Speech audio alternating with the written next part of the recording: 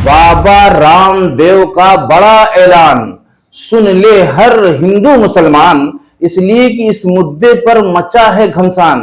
हाँ मेरे दोस्तों, मेरे अजीजों, इसके अलावा दो और मुद्दे आपकी खिदमत में लाए हैं कि तालिबान कैसे दाखिल हुए हिंदुस्तान में। हाँ, ये आज की बहुत बड़ी चर्चा है, आपको बाकी रहने की कोशिश करना चाहिए। और दूसरी तरफ यानी तीसरा जो कंटेंट है वो ये है कि हर कांवड़िया एक मुसलमान को हिंदू बनाए, एक मुसलमान को हिंदू बनाए। ऐसे ही यात्रा ना करे, बल्कि ये नियत करके निकले कि हर कांवड़ यात्रा पर जाने वाला एक मुसलमान को हिंदू बनाएगा। इस प्लान को वीडियो के अंदर हम दिखाएंगे। और बाबा रामदेव ने जो पैगाम पहुंचाया है सारे नागरिक के नाम, खास तौर से मुसलमानों की तरफ इशारा है कि हर मुसलमान, जितने भी मुसलमान हैं, जितने भी देश के नागरिक हैं, खासतौर से मुसलमान को वो दाढ़ी रखें, मोछ कटाएं, टोपी रखें, पगड़ी रखें, न रखें, कोई भी लिबास पहने, लेकिन अपनी पूर्वजों की सोच रखें, अपने ऋषि मुनि की सोच पर चलने की कोशिश करें। मेरे दोस्तों, मेरे अजीजों, आपको बाकी रहना चाहिए। ऋषि मुनि किसे कहते हैं उसको हम बतलाने की कोशिश करेंगे, उसकी दलील देंगे, आपको बाकी रहना है। आज की वीडियो बहुत ही खास और अहम है। अगर प्ले किया है तो मैं आपका शुक्रगुजार हूं और मैं आपसे इल्तिजा करता हूं, गुजारिश करता हूं कि छोड़कर मत जाना, इसलिए कि बहुत ही खास और अहम मुद्दा है। आइए सबसे पहले हम वो वीडियो देखते हैं जिसमें कांवड़ यात्रा पर जाने वाले हिंदू भाइयों को क्या प्लान बताया जा रहा है, क्या सोच उनकी पैदा कराई जा रही है और क्या कुछ करने वाले हैं। आइए पहले सुनिए, उसके बाबा रामदेव का वो जो ऐलान हुआ है उसको सुनिए।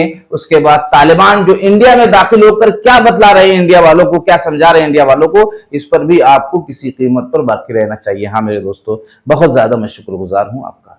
आइए वीडियो को देखिए और कुछ न कुछ अपनी राय रखकर जाना। क्योंकि हम जो है ना तो अपने बच्चों को धर्म सिखा रहे हैं, ना हम मंदिर लेकर जा रहे हो। मंदिर अगर लेकर के जा रहे हैं तो मंदिर में कोई उसको धर्म की बात सिखाने को तैयार नहीं है, ना कोई साधु संत बैठा करके तैयार है बच्चों को धर्म की बात करने के लिए, ना कोई पुजारी सिखाने को तैयार है। तो सनातन धर्म की सबसे बड़ी समस्या ये होगी कि अब हमारे धर्म केंद्र में धर्म का काम नहीं कर रहे हैं। अगर वो अपना धर्म का काम ईमानदारी से कर लें तो ये बच्चे फ़ोन से केवल इस्लाम से इन्फ्लुएंस ना हो। फ़ोन पे जो है लव जिहाद हो रहा है, फ़ोन पे इस्लामिक इन्फ्लुएंसर बैठे हैं और कन्वेंस कर रहे हैं और बच्चों को जो है धर्मांतरण करा रहे हैं। बहुत बड़ी समस्या पैदा होगी है, इस पर सोचना पड़ेगा। अभी करोड़ों लोग कावड़ लेकर आएंगे, कई करोड़ लोग बच्चे कावड़ लेने के लिए हरिद्वार पहुंचेंगे। अगर ये केवल शिव भक्त कावड़िए ये ठान लें कि हर कावड़िए को एक मुसलमान को हिंदू बनाना है तो कई करोड़ लोग हिंदू बन जाएंगे। लेकिन जो है उस काम को नहीं करेंगे, दूसरे कामों में लगे रहेंगे, रोना रोते रहेंगे। हमारे यहाँ समस्या ये है, हमारे लोग कर नहीं रहे हैं। वो लोग चाहे क्रिश्चियन मिशनरी हो, चाहे इस्लामिक मिशनरी हो, चाहे बौद्धिस्ट मिशनरी हो, वो सब लोग अपने अपने काम पर लगे हुए हैं बहुत बड़े स्तर पर। लेकिन हमारे धर्मगुरु इस काम को जो करना चाहिए उस काम को कर ही नहीं, वो दूसरे कामों में लगे हुए हैं। आज जो है हमें कई बार अपना सर तो झुकाना पड़ता है, ऐसी समस्याएं। अब हम आपकी खिदमत में फटाफट और एक एक खबर, एक एक अपडेट आपकी खिदमत में जल्दी जल्दी पेश करने की कोशिश करेंगे और छोटा छोटा रिएक्शन भी देने की कोशिश करेंगे। रामदेव के ऐलान के मुद्दे को दिखाने से पहले इन पर हम छोटा सा रिएक्शन दे दें, इसलिए कि ये मेरे दोस्तों एक दूसरे को समझाना और बताना ये देश के हर नागरिक का हक है। जैसे इनका एक प्लान है तो हमारा भी एक प्लान है। अगर ये गलत बोले हैं तो हमें बताना चाहिए, और अगर हम गलत बोले हैं तो इनको बताना चाहिए। ये इस पर हमें नाराज नहीं होना है कि ये हिंदू ने हमें क्यों ऐसा कह दिया, ये मुसलमान ने हमें क्यों ऐसा कर दिया। अगर वो गलत जा रहा है तो उसको बताना, समझाना, उसको वहां से दलदल से निकालना ये देश के हर नागरिक का हक है, अगर वो गलत है तो। अब आइए मैं इनको पैगाम पहुंचाना चाहता हूं कांवड़ यात्रा वालों को जो ये नसीहत कर रहे हैं। अगर सरकार की निगाह में कोई मुस्लिम ये कहता कि तुम जो हज पर जाते हो या जमात में निकलते हो, तबलीगी जमात में निकलते हो या इसी तरह के इज्तिमात में जाते हो, तुम में हर जमात में जाने वाला, हर इज्तिमा में जाने वाला, हर हाजी या हर कोई भी दीन के प्रोग्राम में जाने वाला एक हिंदू को मुसलमान बनाए तो याद रखना इस पर कैसी कार्रवाई होती, अब तक वो जेल के पीछे चला गया होता। लेकिन ये संत ने मैं इनको एक सही पैगाम पहुंचा रहा हूं, इससे मुझे नफरत नहीं है कि धड़ल्ले से कह रहे हैं कि हर कांवड़ यात्रा पे जाने वाला एक मुस्लिम को हिंदू बनाए और कोई कार्रवाई नहीं, कोई पूछताछ नहीं, अलग ऐलान। ऐसे किसी की मानसिकता में यह चीज डालना कैसा है, अपनी राय कमेंट सेक्शन में रखो मेरे दोस्तों। अब आइए बाबा रामदेव का वो ऐलान जो हर मुसलमान को अपनाने के लिए वो कह रहे हैं। सुनिए, उसके बाद फिर छोटा सा रिएक्शन, उसके बाद तालिबान क्यों दाखिल हुआ और क्या मकसद है उसको बतलाने की कोशिश करेंगे। अरे तुम अपने जो पुरखे हैं, पूर्वज हैं, अपने ऋषि मुनि हैं, उनकी बात को मानो।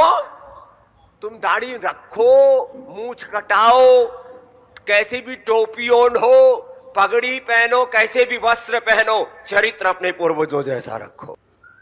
यहां पर बाबा रामदेव की सोच को आपने देखा, उनकी स्पीच को आपने सुना। जवाब यह है मेरी तरफ से कि जब मुसलमान हो गया और मुसलमान पहले से है, तो अब उसको दूसरे मजहब वालों की सोच के मुताबिक क्यों जिंदगी गुजारना पड़ रहा है। क्या मुसलमान लावारिस है? उसके पास पीछे समझाने और बताने वाले और सीधी राह दिखाने वाले नहीं हैं। तो इस तरह की जो स्पीच इन्होंने दिया है, यह भी एक विवादित स्पीच हो सकती है। इसलिए इतने बड़े ज्ञानी, इतने बड़े बाबा को यह समझ होनी चाहिए कि हर मजहब में उनके पीछे कोई समझाने वाला, बताने वाला है, किताब है और उनकी देखभाल करने वाले लोग हैं, उनको समझाने बुझाने वाले लोग हैं। तो फिर मैं सारे नागरिक को अपने हिंदू धर्म की सोच के मुताबिक, ऋषि मुनि के मुताबिक और उनके पूर्वजों के मुताबिक उनकी सोच रखने के लिए मैं क्यों सारे नागरिक को कह रहा हूं। और खास तौर से टोपी का नाम इसमें इन्होंने लाया है, खास तौर से मुसलमान की तरफ इशारा है। तो ऐसी बातों से एहतियात करते हुए हमें देश के माहौल को बिगड़ने से बचाना है और एकता और मोहब्बत को कायम रखने में कोई कमी नहीं करना है। इधर से मौलाना लोग, उधर से संत लोग मिलजुल कर देश के भाईचारा को बनाने में कोई कमी ना करें और भेदभाव को पूरे हिंदुस्तान से खत्म करने में पूरी ताकत, पूरी कुव्वत को लगा दें। हाँ मेरे दोस्तों, हमारे चैनल के माध्यम से यही मकसद है। अब आपकी क्या राय है कमेंट सेक्शन में रखने की कोशिश करो। आइए, तालिबान क्यों दाखिल हुए, क्या मकसद है, इसको जानने की कोशिश करिए। और उसके बाद एक बड़ा सवाल इसके अंदर हम लाएंगे कि तालिबान मुसलमानों पर जुल्म हो रहा है, उसके बाद भी मुसलमानों के मुआफिक या मुसलमानों की तरफ से सवाल क्यों नहीं करता इंडिया गवर्नमेंट से। इसके बारे में भी कुछ लोग सवाल कर रहे हैं, जिसका जवाब हम देने की कोशिश करेंगे। तो हजरात को पता है कि जो ईरान और अमेरिका के दरमियान जो वार है, जिससे तकरीबन पूरे वर्ल्ड में कुछ असरात आए हैं, तो इससे जो है ये रास्ते थोड़े से उसमें प्रॉब्लम आए हैं। लेकिन फिर भी इंडिया और अफगानिस्तान के जो ट्रेडर्स हैं वो जो है उनके लिए काम कर रहे हैं, हमारे गवर्नमेंट्स इनके लिए काम कर रहे हैं कि ये ट्रेड जो है वो इसी तरह आगे बढ़े। एक रास्ता बंद हो, दूसरा रास्ता खुले, ज़मीनी रास्ता अगर बंद हो बाई एयर, इस पर हम काम करें। और जैसा कि पिछली मीटिंग में हमने कहा था, तकरीबन 1 बिलियन से ऊपर जाने वाली है हमारे ट्रेड, और हमें जो है इसको और भी बढ़ाना चाहिए। इंडिया अफगानिस्तान के लिए सिर्फ एक बाज़ार नहीं कि अफगानिस्तान के जो प्रोडक्ट्स हैं, वहाँ के जो ड्राई फ्रूट या फ्रेश फ्रूट हैं, वो यहाँ पे आए और यहाँ पर वो बिक जाए, बल्कि इंडिया जो है वो एग्रीकल्चर में बहुत ही आगे हैं। उनके पास बहुत सारी मशीनरी है, जदीद टेक्नोलॉजी है। तो इंडिया जो है वो हमारे एग्रीकल्चर सेक्टर में अफगानिस्तान की बहुत हेल्प कर सकती हैं। अफगानिस्तान में जो एग्रीकल्चर का जो तर्ज और तरीका है वो वही ट्रेडिशनल है, वही जो हमारे मिनिस्टर साहब मोहतरम इंशाल्लाह आपके सामने इस बारे में अपने गुजारिशात पेश करेंगे। जैसे कि मिनिस्टर साहब ने कल भी मीटिंग में कहा कि अफगानिस्तान की जो पानी है, अफगानिस्तान जोग्राफियाई लिहाज से इससे ऊपर है और उसके पानी जो है वो चारों तरफ जा रहे हैं। अब वहाँ पे वाटर मैनेजमेंट के बारे में और वहाँ पे जो एग्रीकल्चर हैं उसके बारे में बहुत सारे काम करने बाकी हैं, जिस पे हम कोशिश कर रहे हैं। और इसमें हमें इंडिया की गवर्नमेंट और इंडिया के जो ट्रेडर्स हैं, जैसे कि आप हजरात, सबकी सपोर्ट चाहिए। तो यहां पर तालिबान के आने का मकसद आपके सामने आ चुका मेरे दोस्तों। अब सवाल यह है कि तालिबान इतनी मजबूत कंट्री होने के बाद भी, इतने जज्बाती और जुनूनी होने के बाद भी मुसलमानों के होते हुए जुल्म पर आवाज क्यों नहीं उठा रहे हैं। एक सवाल बहुत बड़ी तादाद में मुसलमान भाइयों का है। तो अब इसका जवाब यह है कि जो ये सवाल कर रहे हैं कि माशियत मजबूत होगी, कारोबार मजबूत होगा, रोजगार मजबूत होगा, तो ये भी एक बहुत बड़ा मुद्दा है इंसानियत को पेश करने का, इंसानियत के सबूत देने का। अगर हम ये कह रहे हैं कि मुसलमानों के खिलाफ वो सरकार को क्यों जो है कोई वार्निंग नहीं देते, तो दूसरा सवाल ये है कि अखलाक भी बहुत बड़ी चीज है, अखलाक भी बहुत बड़ी चीज है। इनकी मर्जी ये दें न दें, लेकिन यहां पर जो अखलाकी फरीजा ये निभाते हुए नजर आ रहे हैं, जो जोर पैदा कर रहे हैं ताकि जो बेरोजगार लोग इंडिया के अंदर हैं, तालिबान के अंदर, अफगान के अंदर हैं, उनके अंदर रोजी का इंतजाम हो सके और उनके बाल बच्चे अच्छे से पल सकें, गुजारा हो सके। तो ये बहुत बड़ी हमदर्दी इंडिया के लिए और बहुत बड़ी हमदर्दी अपनी कंट्री के लिए वो कर रहे हैं। इसमें बहुत बड़ी मसलहत हो सकती है मेरे दोस्तों, मेरे अजीजों। इसलिए इस बात को समझने की कोशिश करना चाहिए कि ये भी एक बहुत बड़ी इंसानियत का सबूत है। उसमें अगर बहुत ज्यादा कारोबार में तरक्की होगी तो उसमें मुसलमान को भी रोजी मिलेगी। जो मुसलमान कभी कभी कुछ लोग ऐसा भी करते हैं कि परेशान बहुत ज्यादा जब हो जाते हैं तो खुदकशी की तरफ चले जाते हैं और अपनी जान को दे देते हैं। उसमें आप देख रहे होंगे कि कभी कभी ऐसे भी केसेस देखने को मिलते हैं। तो वो सारी चीजें बच जाएंगी अगर कारोबार बहुत ज्यादा तरक्की करेगा तो। अब आपकी क्या राय है कमेंट सेक्शन में रखने की कोशिश करो।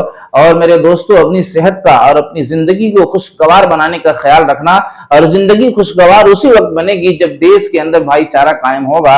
हिंदू, मुसलमान, सिख, ईसाई एक मंच पर आएंगे और एक दस्तरखान पर आएंगे, एक दूसरे की मुसीबत में एक दूसरे के बोझ को उठाने वाले बनेंगे। उसके पहले किसी की जिंदगी खुशगवार नहीं हो सकती। इसलिए कि भाईचारा का हुक्म दिया है हमारे परवरदिगार ने, जिसको हिंदू धर्म में ईश्वर कहा जाता है और मुस्लिम धर्म में अल्लाह कहा जाता है, रब कहा जाता है, रहमान कहा जाता है। इसलिए हमें मिलजुल कर जिंदगी गुजारने की कोशिश करना चाहिए। मिलते हैं नेक्स्ट वीडियो में, अगर जिंदगी रही तो। अस्सलामु अलैकुम व रहमतुल्लाहि व बरकातुहू।